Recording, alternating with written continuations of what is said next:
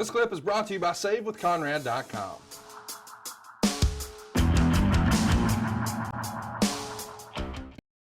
Let's talk about the next match. This is the sort of weird one that stood out for me. It's the Wyatt family. So we've got Bray Wyatt, Braun Strowman, Eric Rowan, and Luke Harper. And they're going to take on Tommy Dreamer, Rhino, and the Dudley Boys. It's an elimination tables match that goes 12.5 minutes. Big ECW chance to get started. I don't know why I didn't remember this one. I just kind of thought that this would have happened, years prior, but I guess this is really when Wyatt's starting to get hot and the company's going with him in this era. I just kind of forgot that Rhino and Tommy Dreamer were here with the Dudleys. And this was not that long ago.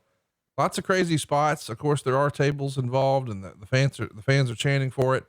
Tommy Dreamer's even going to use a cheese grater on Strowman's crotch. Bubba's going to bury Strowman under 4 tables. Harper's going to do a tope, sending Dreamer through a table. Now we're down to Bubba with Wyatt, Harper, and Strowman. He starts nailing everybody with kendo stick shots. He even pulls out lighter fluid and goes to set the table on fire.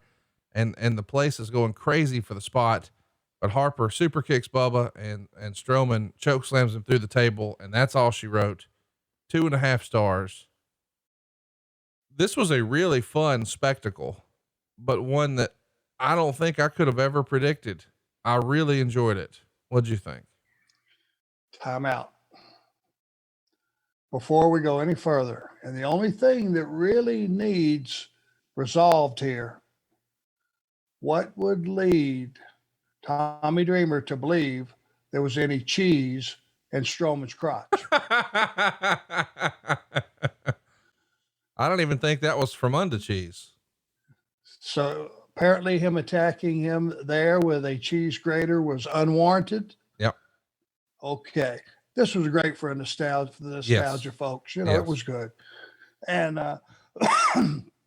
those guys are hardcore. They don't mind going out and getting beat up a little bit and beating some guys up. I think if you looked at the Wyatts and you just saw those guys walk into the ring, there's another fumble of epic proportions. Major. Who had a chance against those guys? When there was 4 of them, when you added him, you look at Big Red, you look at Harper, you look at Bray, and then you put Braun with those guys. You send the Shield out when there was just 3 of them. You had a matchup. Now you add the 4th guy. Who the hell, if you're an audience member, who in the hell is going to be able to stand a chance? And it's one of those things that you hope and pray for and try to assemble all the time to get that faction that is just going to dominate everything. There it was. It was right in your lap. Another major fumble. Do you think, here's the thing, the Wyatt family obviously was money and everybody knew that, and they positioned him nicely. He's rubbing up against The Rock at WrestleMania. He had a match with The Undertaker. He had a match with John Cena. And then fast forward, our most recent WrestleMania. It was almost like a main event style match. The match he had with John Cena, in that they spent so much time, effort, and energy making it cinematic. They've doubled down on the Fiend character, but there were missteps along the way where it doesn't feel like Vince was as committed. Do you think it was just a case of 50-50 booking and there was no, you sort of referenced it earlier that Ryback and now Rusev were 2 guys who had these big, long, undefeated streaks, and they just didn't protect Bray the same way, but the story was always there.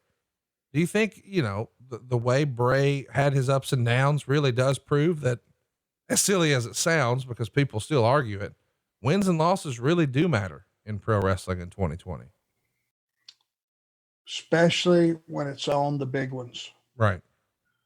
There's a stretch. Now Cornette could probably tell you right off the tip of his tongue. He's a historian. There was a stretch where Bray went like 0-8 at WrestleMania. Were you aware of that? No. I wasn't aware of it either until somebody told me that. He lost or maybe it was not WrestleMania, maybe it was pay-per-views. 0 for 8 in a row, which is even worse, which means once a month, every month. He got to the big dance, couldn't go over, could not get over the hump.